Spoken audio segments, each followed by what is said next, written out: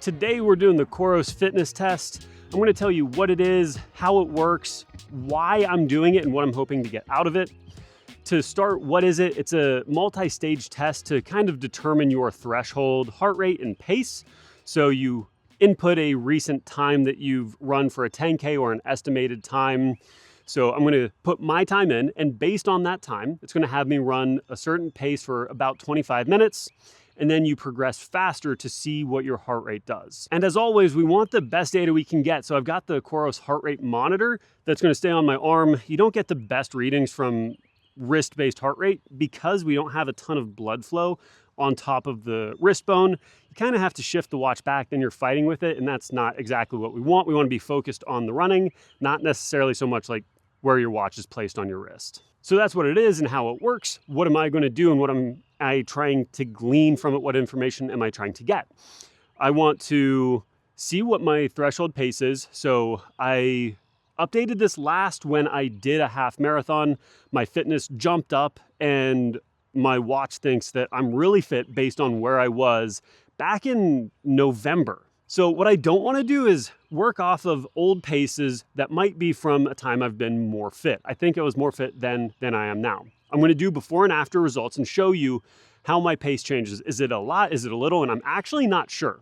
I'm getting back in shape now. I've had a couple of good weeks of training, kind of building on one another, but I don't know where I'm at. So if my paces get faster, then that's great. That means I'm really fit right now and a lot of stuff is carrying over. If I'm not as fit, that just means I need to bring my paces back so I'm training the right way to make sure I'm going to progress the way I want to without overreaching or overdoing anything.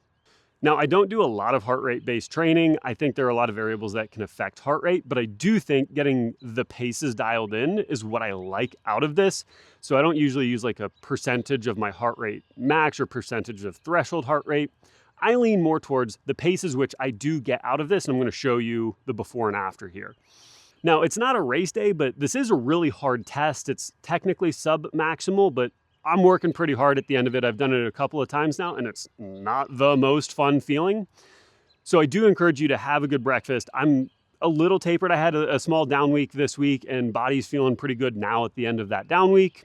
Had a good breakfast, and I'm going to do a full warm-up. Coros only has you do a 5-minute warm-up. I don't really think that that's enough for me personally, so I'm going to go through and do a mile or two easy, go through some dynamic stretching, go through and do everything that I normally do if I'm going to go into a hard effort or go into a race, and then get into it. So for me, I think I've got 25 minutes at threshold pace, which is going to be around 7:30. Then I've got stages, so 3 minutes faster than that, like down to 6:30, and then another 3 minutes where I'm working as fast as 5-minute and 40-second pace.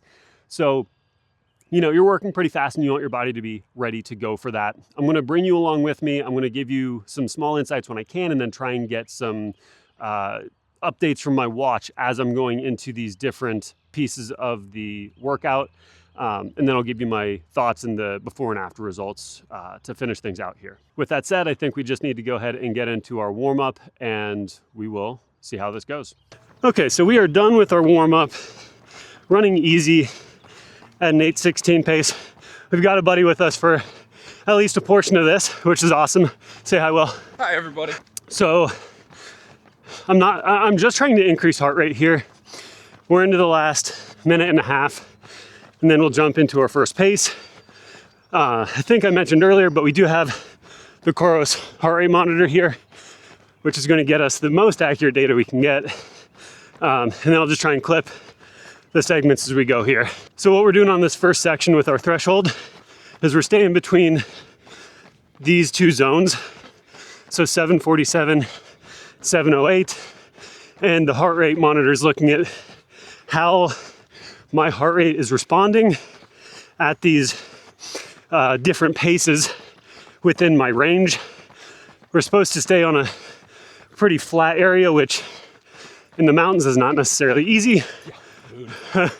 But this parking lot circle is about as good of an option as we get. So we've got 25 minutes here to really figure out what our heart rate data is saying before we get into our stage progression. So we just crossed 2 miles in, like 7:30, 7:26 range. Heart rate's climbing, which is the idea here. We're up pretty high, 183, with 10 more minutes here before we go into the next 2 segments. Got a minute and a half, actually a minute 13. Heart rate staying steady at 185. Will has done all of his pacing help, and we've got 2 segments, seeing how the heart rate reacts to adding some pace here. This is when it starts hurting. Gotta work though. Oh, also running in the Skechers Aero Razor. Doing great. All right, max heart rate test. Gotta speed up. Staying on the fast end of my goal pace. 1 more stage should do it. We got another drop coming in 5.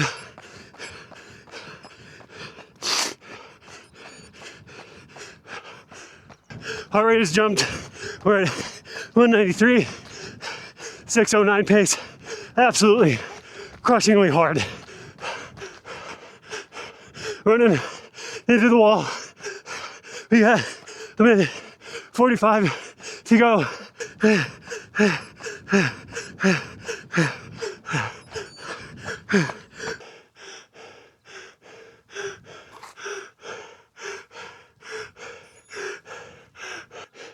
Okay, all done with that. Never fun. So what it does, working to that level, makes sure that we find where my max heart rate is. If we know max, then we can work backwards. So the way I think that test is designed is to push you above your threshold. So it says like, where do we expect your threshold is? And then the stages, I think, just make sure that like you are well and truly above your threshold high enough for long enough that you would almost have to hit your max heart rate. So I think the last time I did this, my max heart rate was wrong because I only had the wrist-based sensor. So it called my max heart rate 206. I think that with the Coros band, it's going to give me probably a lower max heart rate and lower my other heart rates. Like said, my zone 2 is supposed to be like 144 to 155. I'll break it down when we get back. Yeah, this was hard, and I hope will end up being useful. So I'm just gonna cool down back to the car, and I'm gonna finish this at the house so I can sit down at the computer and really look at the changes in my pace and what we can glean from this, and put this run up against what I did last time I ran this, because I ran at the same paces. As always, make sure if you do an effort that is hard like this, that you spend a good couple minutes cooling down. No reason to go from something this difficult right into your car or what have you. So walk, stretch, give yourself an opportunity to be successful. With that said, I will see you when I hurt a little less. All right, we are home, we had food, we are showered, we are ready to talk about the results of the test and kind of break down a little bit more of what this whole threshold thing is, why I'm using it, and how you guys can use it at home. So as I kind of alluded to earlier, this test is trying to determine your threshold pace, and your threshold is just at what point you start producing more lactate than you can clear as you're doing aerobic activity. So you say your anaerobic system starts to take over and produce that gap of energy, and that's just not something you can sustain over a long period of time.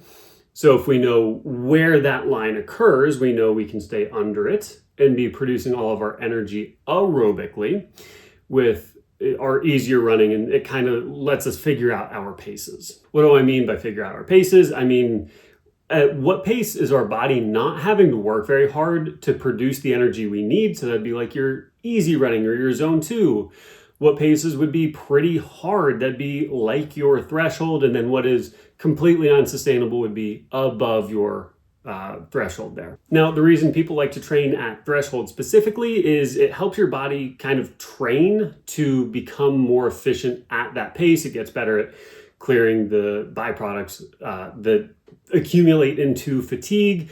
You get better at your running economy at that pace, and a lot of people like running half marathons, running 10Ks, and it's kind of in that range where you live with your threshold.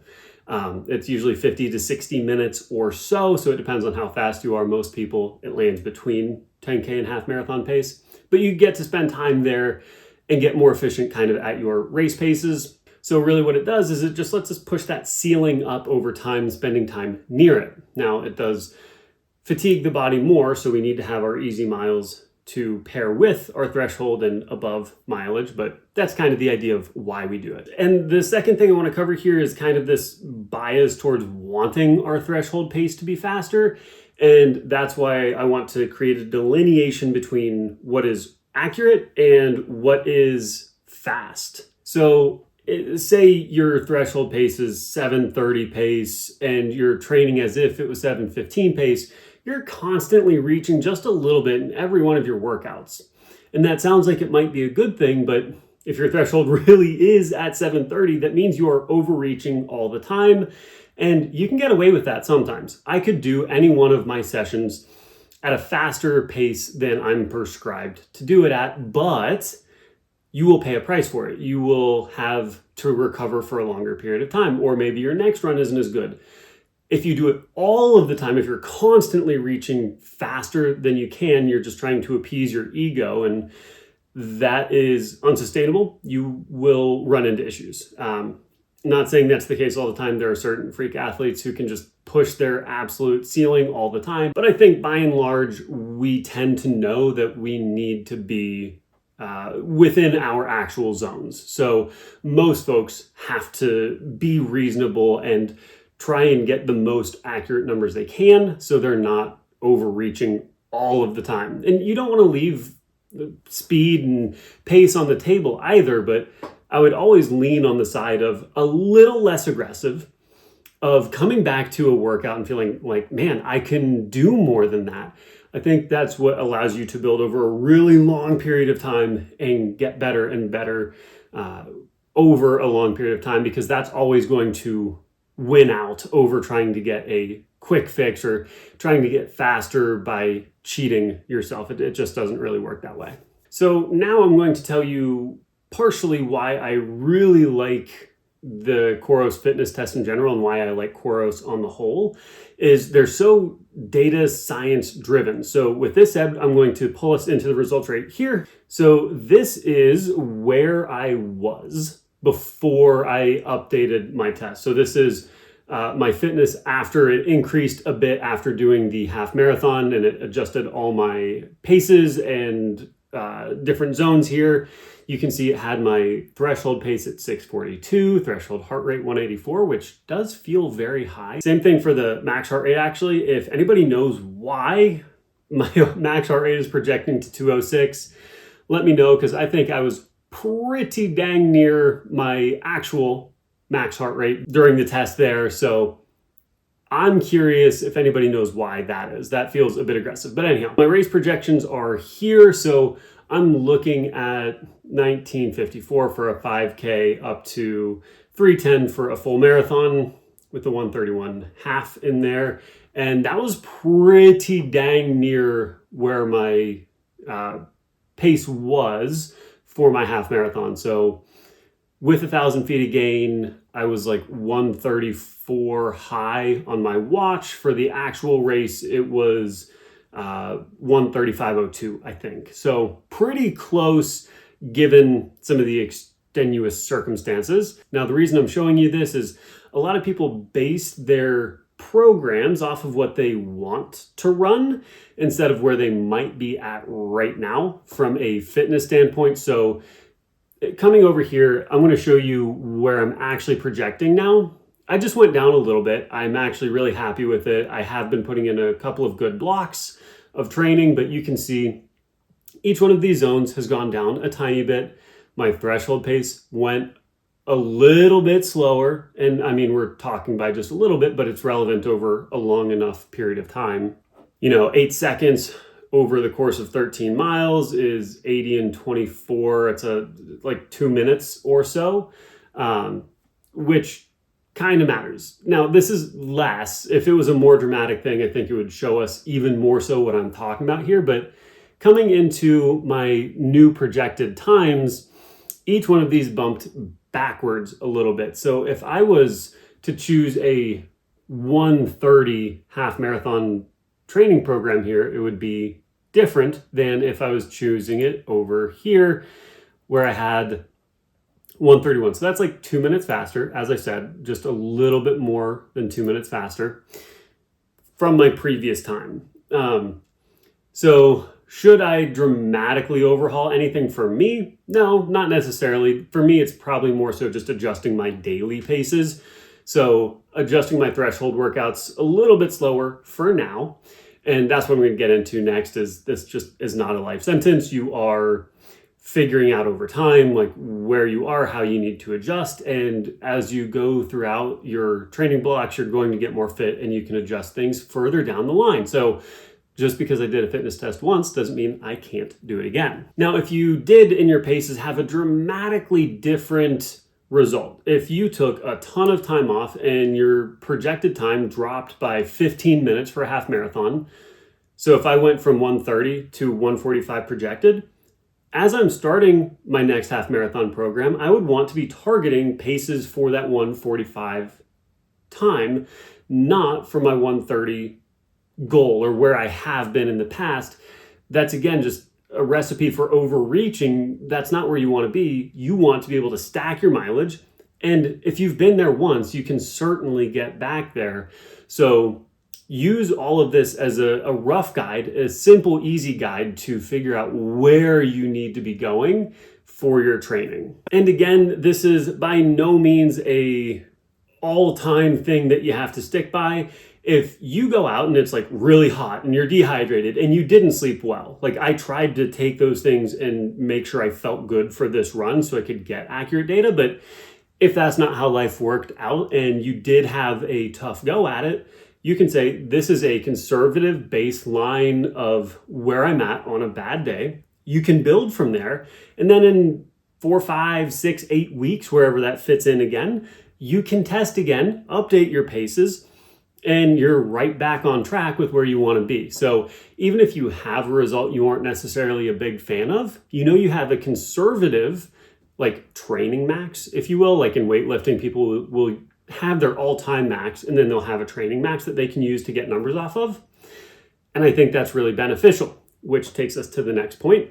That is why I didn't wear a carbon-plated shoe for this. So I've got 2 carbon-plated shoes up here, and I could have chosen either of them. But instead, I chose the Skechers Aero Razor right there because it's really light. It does have a really good foam in it. So it's got that nice aliphatic TPU foam in it, and it has the carbon H for some stability, but it's not like an overly done carbon plated shoe that's super stacked up that I would only use on race day. So it felt like a great in between of light and bouncy, and I like the way it feels on my foot. And that's where you want to go. You kind of want to choose a shoe that would be a threshold workout shoe for you. So not your carbon shoe, not your easy recovery day shoe. And if you don't have any sort of rotation at all, anything will by all means do, but just go ahead and if you have the other tools in the tool belt, use the right thing for the job that day. So while I did not have a huge change myself from where I was to where I am right now, I do think this was still really valuable to use this information to one, hopefully show you guys in principle how I would use this to affect my own training.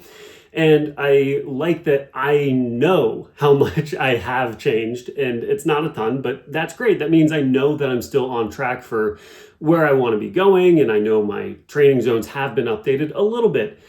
And I promise in a couple of weeks, I'm going to be more fit now than I ever have been because I've been staying really diligent about a slow increase on my mileage, and I've been in the right zones, and I've been doing my workouts right, and my long runs are starting to progress again. So all of that is going to lead towards getting more fit, and then I can update this again, and hopefully I get a new threshold pace that's even faster. All right, so I'm gonna roll through this and show you what I was talking about with these different times. So for the running fitness test, please provide an estimated 10K performance to prepare for your test. So what I did was the 40 to 43, and then perform the test on flat terrain. That's why I said we were trying to do it at the greenway I'm next to. It takes about 30 to 40 minutes to complete, and then the test details, 5-minute warm-up, which, as I mentioned, I think it takes a little bit longer than that. Then 25 minutes between 7:47 and 7:06 mile pace, into 3 minutes between 7:06 and 6:26. And the final part is 3 more minutes between 6:26 and 5:46. That's to determine your max heart rate. So if you are still going and you're not at your kind of max heart rate, you might have to do one more, but that was not the case for me, as you saw. So this optional test, if you are running easier than the watch thinks you need to be to get good data, it'll give you an additional 3-minute run and then a cool down. So it can go through that stage test pretty well and figure out what is going to work. Now, to show you the difference, if I go just a little bit back, just a little bit different in this 5K to 10K time, you can see that I have different times that I have to hit for the 25 minutes, the 3 minutes, and the final 3.